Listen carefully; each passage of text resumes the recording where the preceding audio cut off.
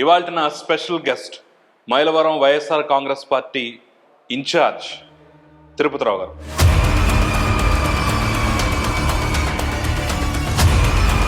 రెండు ఆంబోతులు పోట్లాడుకుంటే మధ్యలో లేగదోడ లాంటి పరిస్థితుల్లో ఉన్నాడేమో తిరుపతిరావు. ఆ లేగదోడకి అందరూ కూడా సపోర్ట్ ఇస్తుంటే ఈ ఆంబోతులు కూడా పారిపోతుంది.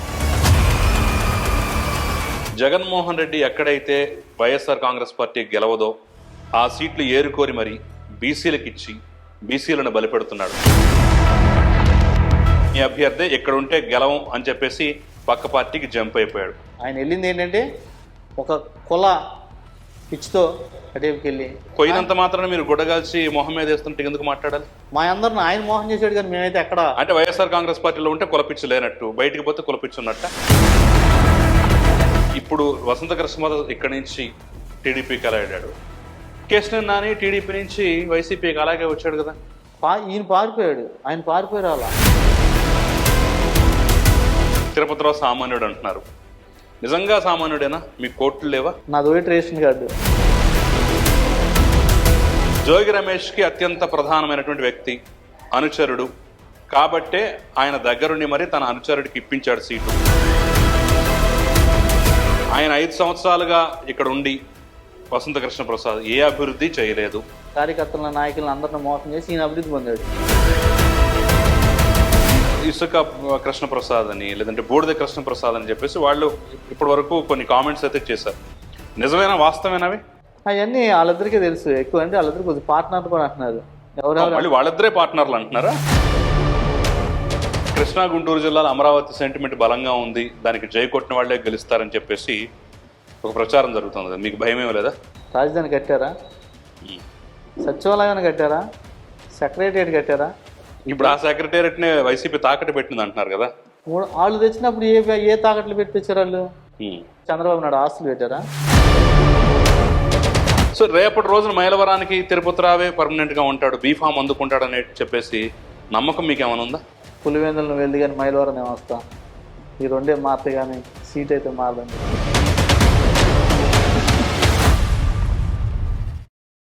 ఇవాళ నా special guest Mylavaram YSR Congress Party in charge Tirupati Rao గారు. నమస్తే తిరుపతిరావు గారు. నమస్తే. తిరుపతిరావు గారు, ఇక్కడికి రాగానే లేదంటే మీ గురించి తెలుసుకోగానే చాలామంది అడిగినటువంటి ప్రశ్న నేను కూడా మిమ్మల్ని అడుగుదాం అనుకుంటున్నాను. చాలామందిని నేను అడిగాను, కొంతమంది నన్ను అడిగారు, ఇప్పుడు నేను మిమ్మల్ని అడుగుతున్నాను. రెండు ఆంబోతులు పోట్లాడుకుంటే మధ్యలో లేగదోడ లాంటి పరిస్థితుల్లో ఉన్నాడేమో తిరుపతిరావు అని చెప్పేసి కొంతమంది అయితే బయట ఫీల్ అయ్యారు. ఎందుకంటే ఒక పక్క ఉమా, ఇంకో పక్క వసంత కృష్ణ ప్రసాద్, వాళ్ళిద్దరూ ఒకే పార్టీలో ఉండి ఎవరికి సీట్ వస్తుందా లేదా అనేటటువంటి కన్ఫ్యూజన్లో ఉన్నారు అనుకోండి. ఇక్కడ చూస్తుంటే ఒక సామాన్య జెడ్పీటీసీని తీసుకొచ్చి, అది కూడా ఒక బీసీ వర్గానికి సంబంధించిన వ్యక్తిని తీసుకొచ్చి ఈరోజు నియోజకవర్గ ఇన్ఛార్జ్గా పెట్టారు. సో ఆ ఫీలింగ్ కరెక్టేనా? మీరు కూడా అలాగే ఫీల్ అవుతున్నారా? నేను అలాగే అలా ఫీల్ అవుతున్నా. ప్రెజర్ లేదా అసలు? ఎక్కడ ఏం లేదు. ఇంకా నాకు అంటే నేను ఫస్ట్ సీఎం గారి దగ్గరికి వెళ్ళినప్పుడు సీఎం గారు నాకు అమ్మ నువ్వు ఇట్లా వెళ్ళి పని చేయాలన్నప్పుడు కొంచెం 1 రోజు 2 రోజులు ఏంటట్లా ఉంటే ఏంటా అని కొంచెం ఇబ్బందిగా ఉంది. కానీ ప్రజల్లోకి వెళ్ళాక అది లేదు అసలు నాకు దగ్గర. ప్రజల్లోకి వెళ్ళాక బాగా అంటే నా పార్టీ వాళ్ళు కాదు, టీడీపీ వాళ్ళు కూడా ఈ దెబ్బ ఇన్ని నీదే నాన్న, నీకు సక్సెస్ అయ్యావు వెళ్ళా. ఎందుకంటే స్వతంత్రం వచ్చిన కాడి నుంచి ఈ గడ్డ మీద ప్రతి ఒక్కరు కూడా మీరు అన్నట్టు ఆ ఆంబోతులే పోట్లాడుతున్నాయి ఇక్కడ. కానీ ఆ ఆంబోతుల మధ్యన జగన్మోహన్ రెడ్డి గారు ధైర్యంగా నన్ను ఇక్కడ మీరు అన్నారు కదా లేగదోడ పెడితే, ఆ లేగదోడకి అందరూ కూడా సపోర్ట్ ఇస్తుంటే ఈ ఆంబోతులు కూడా పారిపోతున్నాయి. మొన్నటిదా పోట్లాడుకున్నాయి, ఇప్పుడేం పారిపోతున్నాయి. సో ఇక్కడ ఇంకొక మాట కూడా వస్తుంది. జగన్మోహన్ రెడ్డి ఎక్కడైతే వైఎస్ఆర్ కాంగ్రెస్ పార్టీ గెలవదో ఆ సీట్లు ఏరుకోరి మరి బీసీలకు ఇచ్చి బీసీలను బలిపెడుతున్నాడు. ఎందుకంటే మేము బీసీకి ఇచ్చామనే పేరు ఉంటుంది, ఎలాగో గెలవరు కాబట్టి ఆ ఖాతాలో పోతుంది. వెంట్రుకతో కొండకి గురి పెడుతున్నాడు, వస్తే కొండ లేదంటే వెంట్రుక అనే ఫీలింగ్లో ఉన్నాడు కాబట్టి మీలాంటి బలిపొస్తులను తయారు చేస్తున్నాడు అనేటువంటి కామెంట్ అయితే టీడీపీ చేస్తుంది. ఏమంటారు దీనికి? ఏమంటారు? ఒక మీరు అంటున్నారు కదా బలిపొస్తుని ఏదో చేయాలనుకున్నాను. బలిపొస్తుని చేసే విధంగా ఎప్పుడైతే జగన్మోహన్ రెడ్డి గారు ఉన్నాడో, మీరు అంటున్నారు కదా ఒక సామాన్యక ఒకరిని తీసుకొచ్చి వాడిపోయే కాడ ఎప్పుడు కూడా జగన్మోహన్ రెడ్డి గారు పెట్టాల, గెలిచే కాడ పెట్టాడు. 2019లో మీ పార్టీయే గెలిచింది. తీరా చూస్తే 2024 కల్లా మీ అభ్యర్థే పారిపోయాడు, లేదా మీ అభ్యర్థే ఇక్కడ ఉంటే గెలవం అని చెప్పేసి పక్క పార్టీకి జంప్ అయిపోయాడు. మరి ఏమందాం?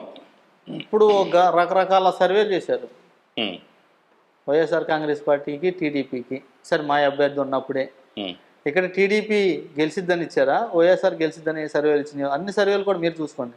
ఉమ్, వైఎస్ఆర్ పార్టీ ఇక్కడ ఇదిగానే ఉంది. ఆయన వెళ్ళింది ఏంటంటే ఒక కుల పిచ్చితో అటేపుకి వెళ్ళి ఉమ్, తప్ప రెండోదాన్ని రాలా.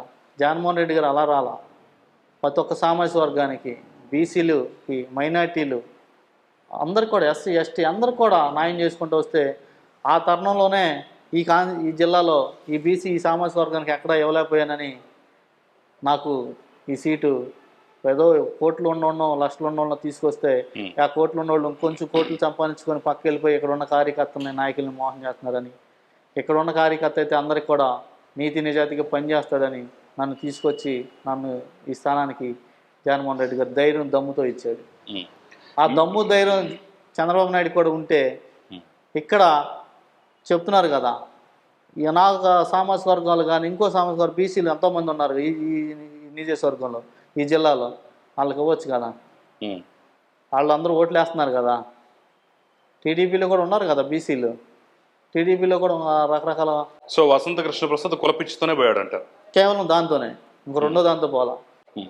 సో మరి అదే వసంత కృష్ణ ప్రసాద్ గనక ఇప్పుడు ఇక్కడే ఉన్నట్లయితే ఆయనకే సీటు దక్కేది కదా. పోయినంత మాత్రాన మీరు గుడ్డగాల్చి మొహం మీద వేస్తుంటే ఎందుకు మాట్లాడాలి? మేము వేయలేదు కదా ఆ రోజు వరకు కూడా. మా అభ్యర్థి జగన్మోహన్ రెడ్డి గారు కూడా, మేము కూడా కృష్ణప్రసాద్ అని చెప్పాం. మా అందరిని ఆయన మోహన్ చేసాడు కానీ మేమైతే ఎక్కడ. అంటే వైఎస్ఆర్ కాంగ్రెస్ పార్టీలో ఉంటే కులపిచ్చు లేనట్టు, బయటికి పోతే కులపిచ్చు ఉన్నట్ట. ఆయన ఇంత అవకాశం ఇచ్చిన 2 సార్లు నందిగం కాన్స్టిట్యున్సీలో ఆయన పోటీ చేస్తే ఆ సొంత కాన్స్టిట్యున్సీయే ఆయనకి వెళ్ళలేకపోయాడు. మైలవరం కాన్స్టిట్యున్సీలో తీసుకొచ్చి జగన్మోహన్ రెడ్డి గారు పెట్టిన ఒక అభ్యర్థిగా మేమందరం కూడా సహకరించి ఆయన గెలిపిస్తే, జగన్మోహన్ రెడ్డి గారు కూడా నెత్తిని పెట్టుకొని చూసుకుంటే జగన్మోహన్ రెడ్డి గారిని మోసం చేసి ఒక కుల దీంతో పారిపోయాడు ఆయన. పారిపోయినోడితో ఇంకా మాకు పెద్దగా మళ్ళీ పారిపోయినోడు మళ్ళీ తిరిగి వస్తున్నాడంటే జనం నమ్ముతారా? ఏమన్నా మాట్లాడుకుంటే ఇంకా అన్న ఉన్నప్పుడు ఏదన్నా మాట్లాడుకున్నా సరిపోద్ది, కానీ పారిపోయాడు. ఈ నియోజకవర్గం నాకు వద్దు, నేను పోటీ చేయట్లేదని పారిపోయాడు. మళ్ళీ పారిపోయి ఆ పార్టీ నుంచి పోటీలో దిగుతాడట కదా. పారిపోయినోడికి ఇంకా పార్టీ నుంచి మళ్ళీ పోటీలో దిగట్టి ఏముండదు. సరే, తిరుపతిరావు సామాన్యుడు అంటున్నారు. మీ ఫ్లెక్సీల్లో కానీ మీ ఎక్కడ మీ ప్రచార కార్యక్రమాలు సామాన్యుడిని అసెంబ్లీకి పంపించాలని జగన్మోహన్ రెడ్డి కంకణం కట్టుకున్నారు. ఒక సామాన్యుడికి వస్తున్నాను, సామాన్యుడు తిరుగుతున్నాను అని చెప్పేసి మీరు అంటున్నారు. నిజంగా సామాన్యుడేనా? మీ కోట్లు లేవా? నాది white ration card. White ration card white ration కార్డుతో జడ్పీటీసీ గెలవగలిగారా? మరి ఖర్చు పెట్టాలి అక్కడ కూడా. అసలు నాకు ₹1,00,000 ఖర్చు కూడా కాదు ఆ రోజున. ₹1,00,000 ఖర్చు అవ్వాల. నిజంగా నమ్మొచ్చా? నిజంగా.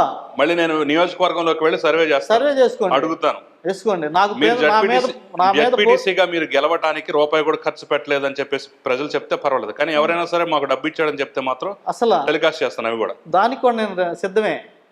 ₹1,00,000 కూడా నాకు ఖర్చు అవ్వాలి. ఎందుకంటే నా మీద పోటీ చేసిన ప్రత్యర్థి కనీసం ఓటు అడుగుతాను కూడా రాలా. ఓటు అడుగుతానికి వచ్చినా కానీ మేము ఏం వెళ్ళిపోమని పంపించారు అతను. మీ ప్రత్యర్థికి ఓటు అడగడానికి కూడా రాలేదా? అతను ఓటు అడుగుతానికి ఏ మండలంలో ఏ గ్రామంలో అతను వచ్చి ఓటు అడిగాడని ఒకళ్ళు ఆ టీడీపీ నాయకులతోనే చెప్పించండి. దానికైనా నేను సిద్ధమే. సరే, ఓకే. మీ దగ్గర డబ్బులు తిరుపతిరావు సామాన్యుడే కాసేపు అనుకుందాం. జోగి రమేష్కి అత్యంత ప్రధానమైనటువంటి వ్యక్తి, అనుచరుడు కాబట్టే ఆయన దగ్గరుండి మరి తన అనుచరుడికి ఇప్పించాడు సీటు. ఆయనే ఖర్చు పెడుతున్నాడు, ఖర్చు పెట్టబోతున్నాడు అనేది ఒక ప్రచారం కూడా ఉంది. దీన్ని ఏం చేస్తారు మరి? ఇప్పుడు మీరే చెప్తున్నారు, మీడియా వాళ్ళు మీరే చెప్తున్నారు, అందరూ కూడా ప్రచారం చేస్తున్నారు అంటున్నారు. ఆయనకి ఖర్చు పెడతానికి ఆయన ఒక బీసీఏ. ఆయనకి జగన్మోహన్ రెడ్డి గారు సీట్ ఇస్తే అదృష్టంగా కష్టపడి గెలుచుకొని తిరిగి నాకు మళ్ళీ కార్యకర్త ఆయన వైఎస్ రాజశేఖర మంత్రి. మీతో ఎలా పోల్చుకుంటారు? ఆయన ఇప్పుడు మంత్రి అయినా మా స్థాయి నుంచి తీసుకొచ్చినాడే కదా. ఆయనకి మళ్ళీ కష్టపడే మనస్తత్వం ఉందని నన్ను కూడా తీసుకెళ్ళాడు.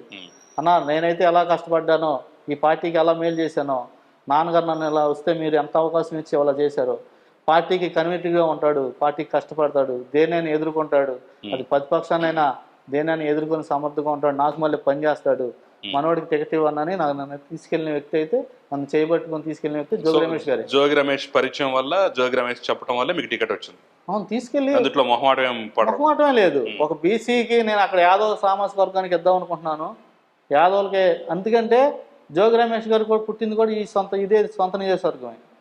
ఆయన కూడా అన్న నేను ఎట్లయినా నియోజకవర్గం మారుతున్నా కదా, నేను ఇక్కడ పోటీ చేస్తానంటే నీకు ఇక్కడ ఇవ్వట్లేదు, అక్కడ ఇస్తున్నాను, ఇక్కడ బీసీ యాదవ్కి ఇస్తున్నాను ఈ సీటు, యాదవ్లు ఎవరన్నా మంచి వాళ్ళు ఉంటే నువ్వు తీసుకొచ్చుకో.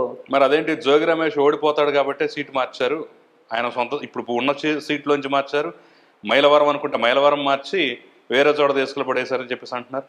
జోగి రమేష్ ఓడిపోతాం అనేది ఎక్కడ లేదు. అది కూడా 2014లో ఓడిపోయాడు కదా, 2014లో కూడా చెప్తున్నా కదా, ఈ ఉన్నప్పుడు చెప్తున్నా కదా, మా కుటుంబంలో నుంచే ఒక అతన్ని ఇండిపెండెంట్గా వేయించి డబ్బులు ఇచ్చి వాళ్ళే చీల్చి, పేరు చెప్పండి, భయం దానికి, అది తీసుకెళ్ళాలి పార్టీలో పెట్టారు. ఆ రోజున ఎవరిని చీల్చారు, ఎవరిని పెట్టారు? ఆ రోజున మా పార్టీలో ఉన్న టీడీపీ, ఇప్పుడు టీడీపీలో ఉన్నాడు, ఇప్పుడు టికెట్ కోసం ఆశిస్తున్నాడు. ఆ రోజు నుంచి కూడా. కానీ మీరు పేరు మాత్రం చెప్పట్లా. పేరెందుకు చెప్పను, పేరెందుకు చెప్పడం మాకు భయం లేదు, అందరూ తెలిసిన విషయం అది. ఎవరు పోటీ చేశారో, ఎవరు ఇండిపెండెంట్గా వేయించారో, ఎవరు డబ్బులు ఇచ్చి నిలబెట్టారో అందరికీ తెలిసిన వ్యక్తి. ఆ వ్యక్తిని మా కుటుంబంలోనే ఎంతో కొంత అప్పుడు పనిచేసి ఉన్నాడు. కొన్ని ఓట్లు 12,000 ఓట్లు చేయాల్సిన ఒక 6,000 ఓట్లతో మేము ఆ రోజున ఓటం జరిగింది. కానీ జోగి రమేష్ మామూలుగా అయితే ప్రజల్లో అయితే గెలిచాడు ఆ రోజున అయినా సరే. కాకపోతే కొన్ని రకాలుగా.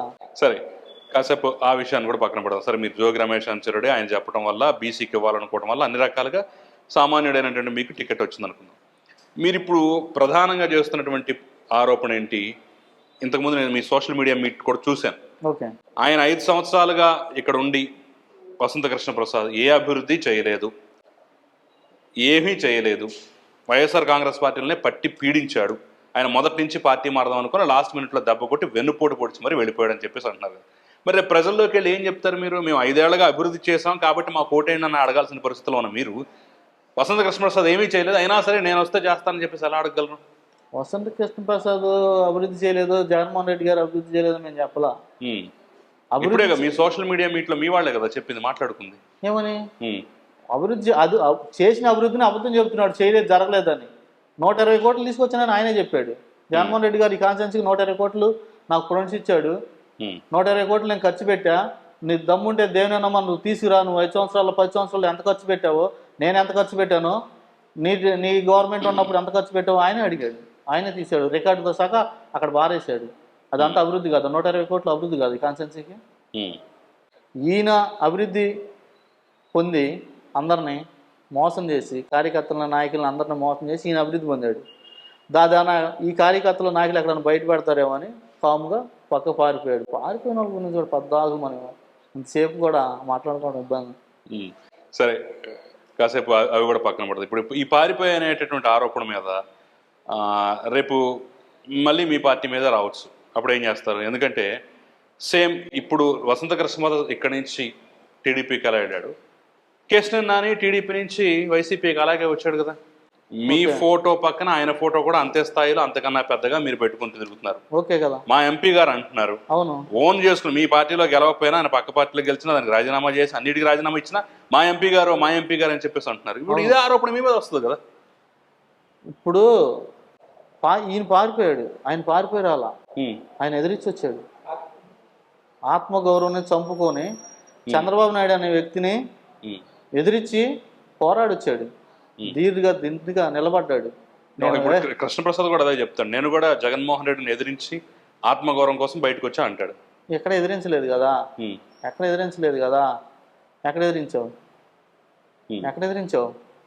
సో నానిని కృష్ణప్రసాద్ ఒకేలా చూడొద్దు అంటారు. ఈయన పేదలకి మంచి చేస్తుంటే తట్టుకోలేని మనస్తత్వం. ఆయన పేదవాళ్ళకి మంచి చేయాలన్న ఆక్షేపం ఉన్నది. అందుకనే ఆ మంచి అనేది అక్కడెక్కడ జరగట్లేదు కాబట్టి ఆ మంచి చేస్తే పక్కన వాళ్ళు ఒప్పుకోరు, ఎవరు ఒప్పుకోరు. ఆ ఒప్పుకోబోబట్టి ఇక్కడ ఉంటే నేను పేదవాళ్ళకి మంచి చేయలేను అన్నతో ఏదన్నా చేయగలిగితే మనకి మంచితనం అనేది వస్తే ఫలానా పక్కన ఉంటే మనకు వచ్చిద్దని ఇటు పక్కకు వచ్చిన మంచి వ్యక్తి కేశినేని నాని గారు.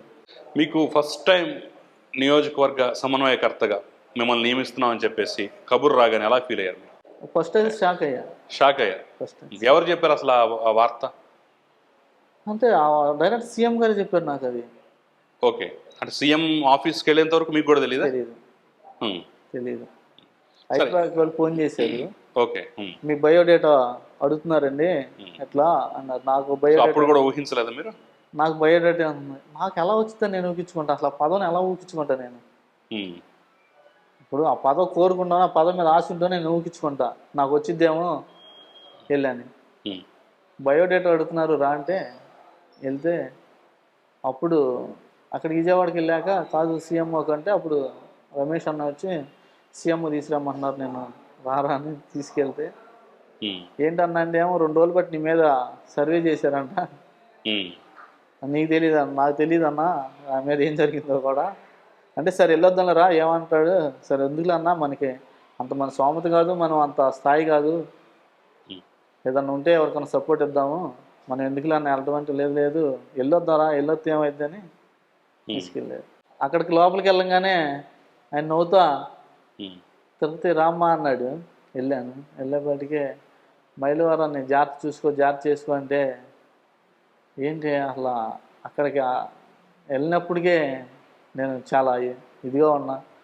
ఎమ్మెల్యే పదవి అనేప్పటికీ ఒక సామాన్యుడికి కనీసం బ్యాంక్ బ్యాలెన్స్ ₹1,00,000 లేవు నాకు. నాకు ఒక ఎమ్మెల్యే పదవి వస్తుందంటే అంటే అప్పుడు పక్కన ఒక వ్యక్తి వచ్చి అదే వైఎస్ఆర్ కాంగ్రెస్ పార్టీ దమ్ము అంటే ధైర్యం అంటే అదే జగన్మోహన్ రెడ్డి గారి ధైర్యం అంటే నువ్వు వెళ్ళి పని చేసుకో, నువ్వు గెలుస్తున్నావు, నీకు ఇబ్బంది ఏం లేదని చెబితే కాసేపు దాకా షాక్లో ఉంచుకొని నేను కూడా తేరుకోవాలి. హ్మ్. బయటకు వచ్చి మా తల్లిదండ్రులు ఫోన్ చేస్తే వాళ్ళు హ్మ్. ఎస్, మీ ఆనందం కానివ్వండి, మీ బాధ కానివ్వండి, బాగా అవన్నీ మీకు ఖచ్చితంగా కళ్ళలో కనిపిస్తుంది. ఎస్. ఇప్పుడు ప్రధానంగా వస్తున్నటువంటి సమస్య ఏంటంటే వైఎస్ఆర్ కాంగ్రెస్ పార్టీలో ఒకసారి సమన్వయకర్త అని పెట్టిన తర్వాత లాస్ట్ వరకు అతను ఉంటాడా లేదనేటటువంటి డౌటు చాలామందిలో ఉంది. ఎందుకంటే మనం చూసాం గుంటూరులో ఎంతమందిని మార్చారు, నెల్లూరుకు సంబంధించి అంతమందిని మార్చారు, ఆ సీట్ ఈ సీట్ అని చెప్పేసి అంతమందిని మార్చేది. వాళ్ళు చెప్పుకుంటూ పోతే ఆ పెద్ద లిస్టు. ఈరోజు ఒక అభ్యర్థి ఇప్పుడు మంగళగిరిలో అయితే 3-4 మార్చిన పరిస్థితి వైఎస్ఆర్ కాంగ్రెస్ పార్టీలో కనిపించింది. సో రేపటి రోజున మైలవరానికి తిరుపతి రావే పర్మనెంట్గా ఉంటాడు, బీఫామ్ అందుకుంటాడు అని చెప్పేసి నమ్మకం మీకు ఏమైనా ఉందా? ధైర్యం కూడా ఉంది. ఉమ్. జగన్మోహన్ రెడ్డి గారు ఇప్పుడు మీరు చెప్తున్నారు కదా, అది చాలామంది నన్ను అడిగారు ఈ లాస్ట్ దాకా ఇతను ఉండడం లేకపోతే ఇతను ఉంచరు, ఇతను ఏదో 4 రోజులు ఏదో డమ్మీగా పెట్టారని కూడా కొంతమంది ప్రచారం చేశారు, ఉమ్. క్యాండిడేట్ మారుతాడు అనేది. అప్పుడు మీ వాళ్ళ బయట వాళ్ళ? బయట వాళ్ళే. మీ వాళ్ళు ఎవరు చేయాలి? మా వాళ్ళు ఎవరు చేయాలి, టీడీపీ వాళ్ళు కానీ లేకపోతే ఇతర వాళ్ళు కానీ ఎవరైనా చేశారు. సరే అసలు అని నేను మళ్ళీ అన్న ఒకసారి రావాలా అని మెసేజ్ పెడితే సరే రామ్మ అన్నాడు. ఎవరికి మెసేజ్ పెట్టారు? ధనంజయ రెడ్డి గారికి పెట్టాను. ఓకే. ఒకసారి సార్ని కలవాలంటే సరే రామ్మ, సార్ని అడిగాను అంటే ఒకసారి రామ్మ. అప్పుడు నేను వెళ్తే అన్న ఎట్లా అనుకుంటున్నారు సార్ అన్న అంటే నవ్వాడు. చాలా జగన్మోహన్ రెడ్డి నవ్వాడు. ఏంటమ్మా అన్నాడు. ఏం లేదన్నా అక్కడేమో పెద్ద 2 పోటాడుకుంటున్నాయి, దాని మీదకి నన్ను పంపించావు కదా, ఎట్లా మారుస్తారు అది ఇది అంటున్నారంటే ఆ ఎడ్లు మొన్నటిదాకా నువ్వు ఒక దూడ అనుకున్నాయి, ఇప్పుడు ఒక పులని అయ్యే చెబుతున్నాయి, నిన్ను ఎదుర్కొనడానికి వాళ్ళు అందరూ కూడా భయపడుతున్నారు. ఆ భయం అనేది ఏదో రేపు రాజకీయంగా ఎలక్షన్లో నువ్వే చూపిస్తావు, వాళ్ళకి భయపడ్డారు, వాళ్ళు గెలిచే స్థానం అయితే లేదు, నువ్వు వెళ్ళిపో పని చేసుకోమని నాకు చెప్పేశాడు. ఎక్కడా కూడా అంతకి నీకు భయం ఎత్తే నా తాడేపల్లి ఆఫీస్ నీకు ఎంతసేపు పట్టిద్ది రావడానికి అన్నాడు. మినిమం ఒక గంట పట్టిద్ది అన్న, వచ్చాయి పులివెందులు నువ్వు వెళ్ళి కానీ మైలవరం నేను వస్తా, ఈ 2 మారుతాయి కానీ సీట్ అయితే మారదని చెప్పాడు. ఓకే, నీకు అంతగా భయం ఉంటే పులివెందులకు నూరా, మైలవరానికి నేను వచ్చి పోటీ చేస్తాన్నారా? సో అప్పుడు మీకు పూర్తి స్థాయిలో ధైర్యం వచ్చింది, ఇక్కడ మారను నేనే ఉంటా అని చెప్పేసి, అంతేనా? నాకు ఫస్ట్ నుంచి ధైర్యం ఉంది, ఇబ్బంది లేదు. ఫస్ట్ నుంచి ఆయన ధైర్యం ఉంది, ఇబ్బంది అసలు. అట్లాంటిది జగన్మోహన్ రెడ్డి గారు ఒక నిర్ణయం తీసుకుంటే దానికి ఇంకా అది ఒక బీసీ వాళ్ళ మీద తీసుకున్నాడంటే దగ్గడు, ఎక్కడ కూడా జంకడు. సరే, ఇప్పుడు మీ నియోజకవర్గ పరిధిలో 5 మండలాలు ఉన్నాయి. సో అంతకుముందు ఇది తెలుగుదేశం పార్టీకి కంచుకోట, ఆ తర్వాత 2019లో లేదు లేదు, కాంగ్రెస్ కంచుకోటి ఇది. చలమో వెంకటరావు గారు కానీ, కోమటి భాస్కర్ గారు కానీ ఏలుకుంటూ వచ్చింది. మధ్యలో వరుసగా తెలుగుదేశం కూడా గెలుచుకుంటూ వచ్చింది కదా అనేక మధ్యలో 2 సార్లు దేవినేని ఉమామహేశ్వరరావు వచ్చినప్పుడు అప్పుడు ఏంటంటే, అప్పుడు జోగి రమేష్ గారికి ఇక్కడ సీట్ ఇచ్చి మళ్ళీ ఇక్కడ నుంచి అప్పుడున్న ఎంపీ నాగరపాటి రాజగోపాల్ గారు ఎక్కడో ఢిల్లీ వెళ్ళి ఒక యూత్ కోటలో తీసుకొచ్చి అతను ఏదో తిరగకోకుండా కొంచెం అతను ఉన్న ఆ రోజున అప్పటికప్పుడు వచ్చేసేసి 5 రోజులు నామినేషన్ ఉన్నప్పుడు తీసుకొచ్చి పెట్టి కొంచెం ఇబ్బంది పడి ఆ రోజున ఉన్న పరిస్థితుల వల్ల ఓడిపోవడం జరిగింది. ఇంకా రెండోసారి అనేది మమ్మల్ని ఆ రోజున చెప్పే కదా మీకు, ఎట్టయితే మామూలుగా గెలవలేమని బొమ్మసాని సుబ్బారావు అనే వ్యక్తి మా పార్టీ అప్పుడు గొల్లపూడి రూరల్లో ఆయన కాంగ్రెస్ పార్టీలో సర్పంచ్ అన్ని పదవులు చేసుకుంటూ వచ్చాడు. ఒక లీడ్ అనేది ఉంది ఆయన దగ్గర, కొంతమందికి మంచి అయితే చేశాడు, ఆ ఏరియాలో కొంత పట్టు ఉంది.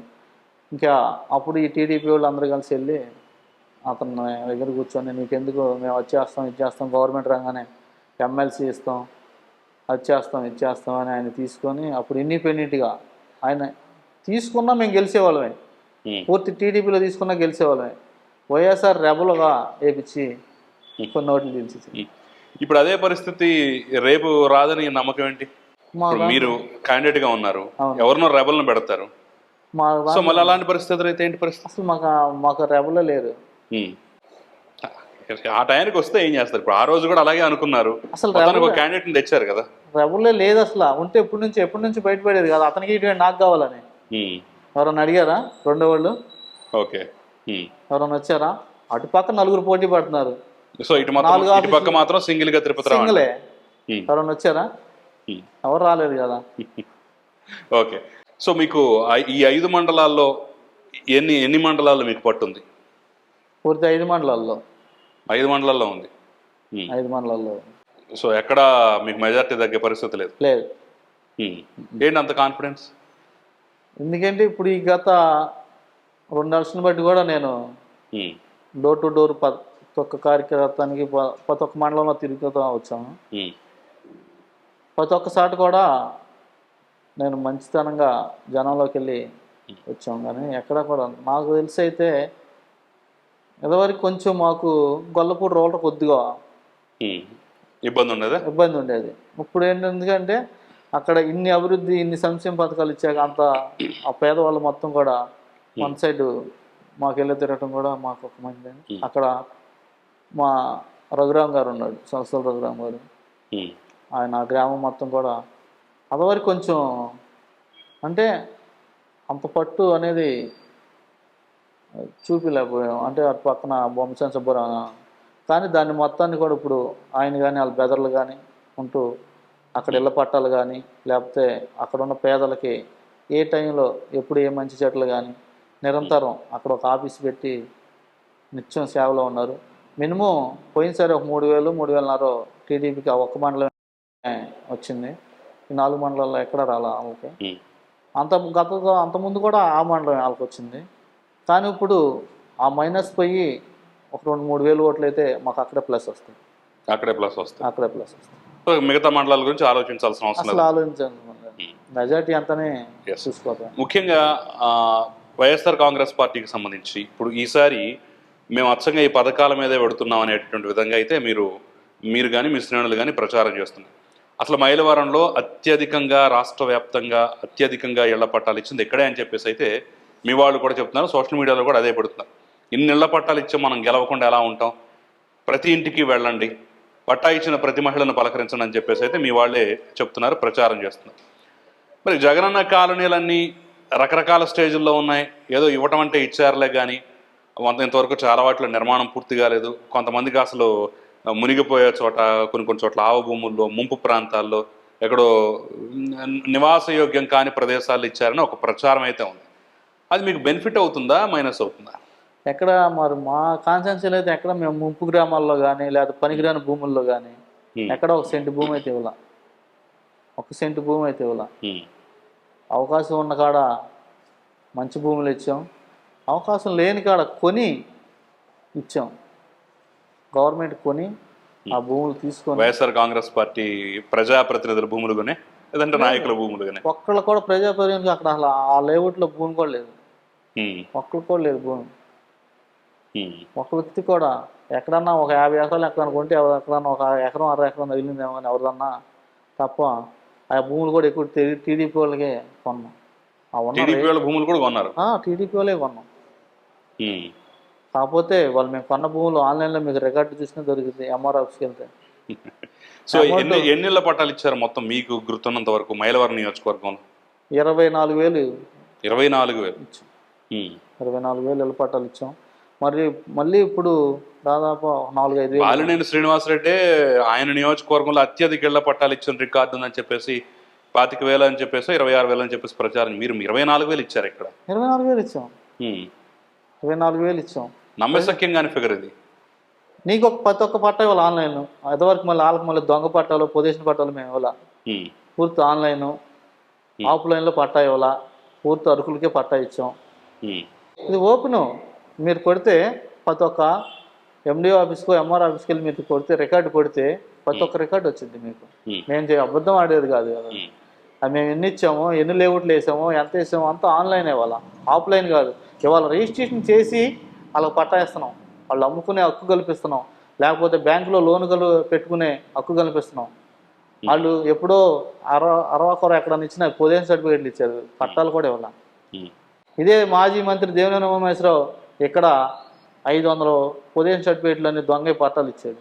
అవి మొత్తం పనికిరావని తీసుకొచ్చి మళ్ళీ చెత్తకుప్పలో పారేశారు. ఎలక్షన్ 5 రోజులు ఉందనగా, ఎలక్షన్ 5 రోజులు ఉందనగా మా కార్యకర్తలు మా నాయకులు వెళ్ళి ఎంఆర్ ఆఫీస్లో రేత్రి దొంగ పొజిషన్ పట్టాలు పడుతుంటే వాళ్ళని పట్టుకొని వచ్చారు కూడా.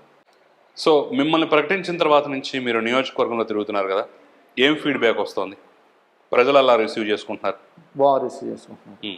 అన్ని అరుకులైన వాళ్ళకి అన్నీ వస్తున్నాయి. మిమ్మల్ని గుర్తుపడుతున్నారా? ఎందుకంటే మీ గురించి వెతికినప్పుడు ఆ ముఖ్యమంత్రితో దిగినటువంటి ఆ రోజు బొకే ఇచ్చిన ఫోటో తప్ప పెద్దగా మిగతా ఫోటోలు కూడా ఎక్కడ కనిపించలేదు. అంటే సోషల్ మీడియాలో పెద్దగా మీ మీ మీ గురించి ప్రచారం అయితే లేదు. సోషల్ మీడియా గ్రౌండ్ లో తిరుగుతున్నారు కదా, మిమ్మల్ని గుర్తుపడుతున్నారా? ప్రతి ఒక్క వ్యక్తికి నేను తెలిసిన వ్యక్తిని. అదే రకంగానే ప్రతి ఒక్క వ్యక్తికి పని చేసుకుంటూ వచ్చిన వ్యక్తిని తప్ప ఏదో మీరు అన్నట్టు కొంచెం నాకు ఏ పని చేసినా ఏదో మీరు అంటారు కదా ఒకళ్ళు ఏదో అరాకొరా కొంచెం పని చేసి అది 100 సార్లు చూపించుకునే ఆ టైప్నెస్ అయితే నాది కాదు. ప్రతి ఒక్కరిని మీరు ఎంక్వైరీ చేసుకోండి. ఇది నేను చెప్పేది ఏం కాదు, లేకపోతే నేను అబద్ధమేం కాదు.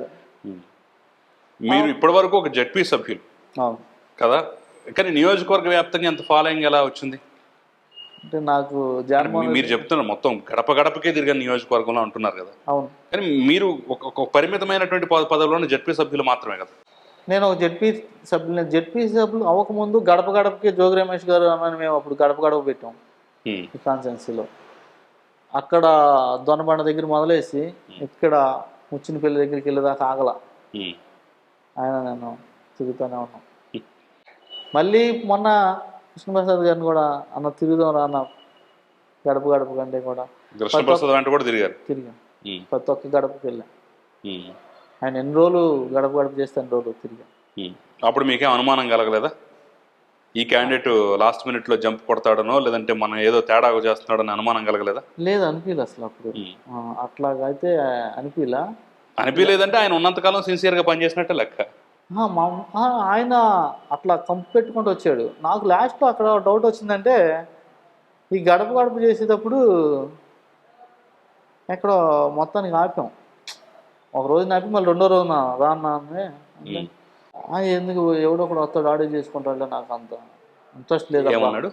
ఎవడో ఒకడు వస్తాడు ఆడే చేసుకుంటాడు, ఓకే నాకు అంత ఇంట్రెస్ట్ ఏమి అనిపించలేదబ్బా అన్నాడు. నాకు అప్పుడు చాలా భయం వేసింది.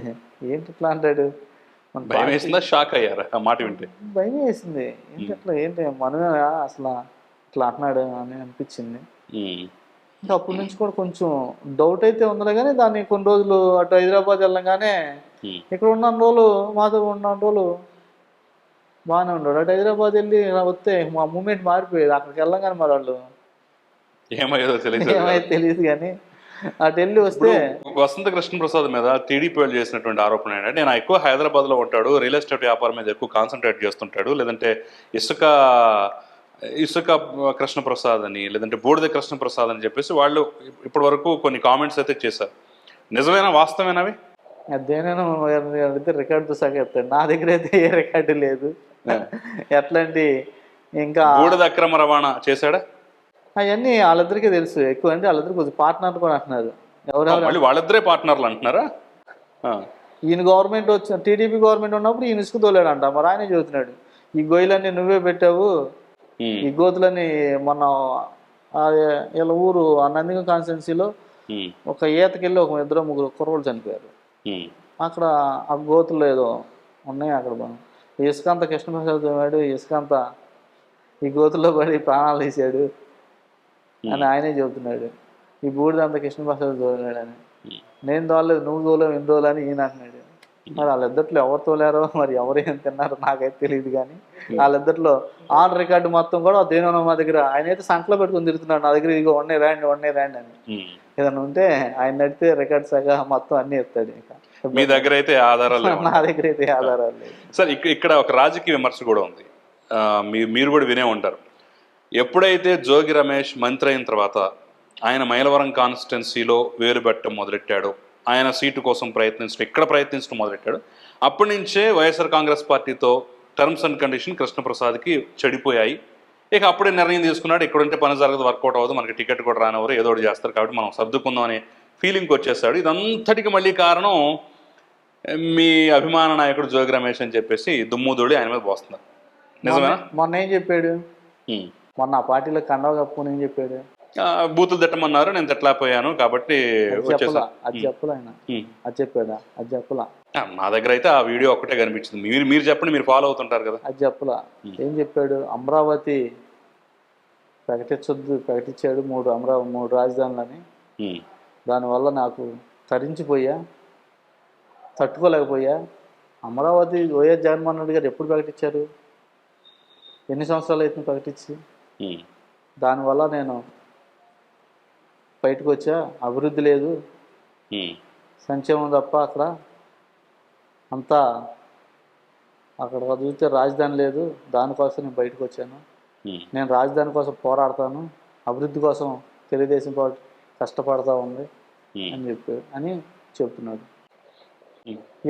వీటిలో ఏది నిజం? జోగి రమేష్ గారి కోసం దేనికి? ఆయనకి అప్పుడు ఆయన ఉన్న కాన్స్టిట్యున్సీ అక్కడ. పొద్దున్నే లెగితే క్యారేజీ కట్టుకుని ఆయన అక్కడికి వెళ్తాడు, పొద్దున్నే లెగితే క్యారేజీ కట్టుకుని ఈయన ఎక్కడికి వస్తాడు. ఇట్లా వచ్చే ఇవన్నీ కూడా ఏదో అంటారు కదా మంగళవారం అని, ఆ టైప్లో మాటలు తప్ప పని కలిసాయి. ఇంకా ఏరే రకంగా అయితే ఇదైతే కాదు. అది అనుకోవడానికి కూడా కాదు అసలు అది. సో మరి మీ స్టాండ్ ఏంటి ఇప్పుడు అమరావతి మీద? మా నాయకత్వం ఎలా అంటే అలా, ఇబ్బంది లేదు. అమరావతి 3 రాజధానులు పెట్టిన ఇబ్బంది లేదు. 3 రాజధానులు పెట్టమని మేమే చెప్పింది కూడా. ఓహో, ఓకే. మీ స్టాండ్ అయితే 3 రాజధానులకు అనుకూలం. కానీ కృష్ణా గుంటూరు జిల్లాలో అమరావతి సెంటిమెంట్ బలంగా ఉంది, దానికి జై కొట్టిన వాళ్ళే గెలుస్తారని చెప్పేసి ఒక ప్రచారం జరుగుతుంది కదా, మీకు భయం ఏమో లేదా? నాకు అట్లాంటి భయం అయితే. ఎందుకంటే నూజివేడని రాజధాని అన్నారు వాళ్ళే, మేము కాదు. అప్పుడు ఉంది, వాళ్ళే పెట్టారు, వాళ్ళే అన్నారు. అక్కడ ఉన్న వాళ్ళంతా వచ్చి అక్కడ భూములు కొన్నారు. ఆ రోజున ఎకరం 20 లక్షలు ఉన్న భూమిని ₹1,00,00,000 1,50,00,000 కొనిచ్చారు వీళ్ళే. కాదు తూచిది ఇక్కడ కాదా అక్కడ అన్నారు. మళ్ళీ తీసుకెళ్ళి అక్కడ అన్నోళ్ళు ఏదన్నా నిర్మాణం చేశారా? రాజధాని కట్టారా? సచివాలయాన్ని కట్టారా? సెక్రటేరియట్ కట్టారా? ఇప్పుడు ఆ సెక్రటేరియట్నే వైసీపీ తాకట్టు పెట్టింది అంటున్నారు కదా, కట్టిన సెక్రటేరియట్ని తాకట్టు ఎవరైనా పెట్టుకుంటారా? ఏమో వార్తాపత్రికలు వచ్చిన కథనం కాదు, ఎవరైనా పెట్టుకుంటారు అసలు? సెక్రటేరియట్ని తాకట్టు పెడతానికి మేమే ఎవరు, పెట్టుకుంటానికి అతను ఎవరు పెట్టుకుంటారు? HDFC బ్యాంక్ వాళ్ళకి తాకట్టు పెట్టి ₹370 కోట్ల నిధులు తెచ్చుకున్నారు, సంక్షేమానికో దానికో దీనికో వాడారని కదా ఇప్పుడు అంతా వస్తున్న ఆరోపణ. వాళ్ళు తెచ్చినప్పుడు ఏ తాకట్లు పెట్టి తెచ్చారు? వాళ్ళు అప్పులు తెచ్చారు కదా. ఎన్ని లక్షల కోట్లు మేము అప్పు తెచ్చాము, అంత చేసామని చెప్తున్నారు. ఎక్కడ ఏం తాకట్టు పెట్టారు? చంద్రబాబు నాయుడు ఆస్తులు పెట్టారా? టీడీపీ నాయకులు ఆస్తులు ఏమైనా తీసుకెళ్ళి పెట్టారా బ్యాంకుల్లో? సో సెక్రటేరియట్ పెట్టడం అనేది అబద్ధం, తాకట్టు పెట్టడం అనేది అబద్ధం అంటారా మీరు? అసలు ఎవరు పెట్టుకుంటారండి సెక్రటరీ అట్టు పెట్టుకుంటారండి అసలు? ఉమ్. ఎవరు పెట్టుకుంటారు సెక్రటరీ అట్టు పెట్టుకుంటారు? ఎవరి పేరున ఉందని పెట్టుకుంటారు? బ్యాంక్ ఏ పేరుని పెట్టుకుని లోన్ ఇస్తుంది? ఉమ్. అలా పెట్టుకుంటారు. ఓకే, మీరు ఆ లాజిక్ ప్రకారం మాట్లాడుతున్నారు. రైట్, ఫైనల్గా ప్రస్తుతం మీరు మైలవరం నియోజకవర్గ ఇన్ఛార్జ్గా ఉన్నారు. రేపు ఎన్నికల ఆల్రెడీ మీరు కురుక్షేత్రంలోకి దిగిపోయారు. ఓకే. ఉదయం నుంచి సాయంత్రం వరకు చూస్తూనే ఉన్నాం మీ ప్రచారం ఎలా జరుగుతుందో కూడా నేను కూడా ఈరోజు ప్రత్యక్షంగా చూశాను.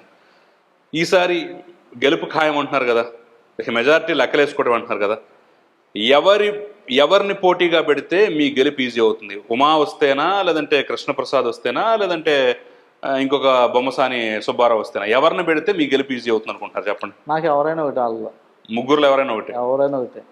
చంద్రబాబు నాయుడు పెట్టినా ఒకటే. ఓహో, చంద్రబాబు నాయుడు పెట్టినా గెలిచేస్తా అంట. సో మెజారిటీ ఎంత ఊహిస్తున్నారు? మెజారిటీ అనేది మీకు తెలిసింది కదా. బలవారు, మీ దగ్గర సర్వే రిపోర్ట్లు అన్నీ ఉంటాయి. మీరు ఇంతకుముందు సర్వేల గురించే మాట్లాడారు కదా. నాకు సర్వే మీ అంచనా ప్రజల ఆశీర్వాదం ఎలా ఉంటే అలా, ఇబ్బంది ఏం లేదు. ఎందుకంటే ఒక బీసీగా 70 సంవత్సరాలు బట్టి ఇక్కడ లేదు, దాన్ని రికార్డు సాధించాలని ప్రతి ఒక్క బీసీ కూడా, ఓకే, ప్రతి ఒక్క ఎస్సీ ఎస్టీ మైనార్టీలు కూడా కంకణం కట్టుకొని ఒకసారికి చేద్దాం. ప్రతి ఒక్క వాళ్ళ ఇంట్లో నిలబడింది నేను ఒక్కడనే కాదు, మైలవరం కాన్స్టిట్యున్సీ మొత్తం నిలబడింది ఇవాళ. అది సో మీరు నిలబడ్డారంటే బీసీ ఎస్సీ ఎస్టీ మైనారిటీలు మొత్తం నిలబడ్డట్టే అంటారు? తప్పకుండా. వాళ్ళ ఓట్ల రేపు కీలకం. రైట్, థ్యాంక్ యూ తిరుపతిరావు గారు, thank you very much. Thanks.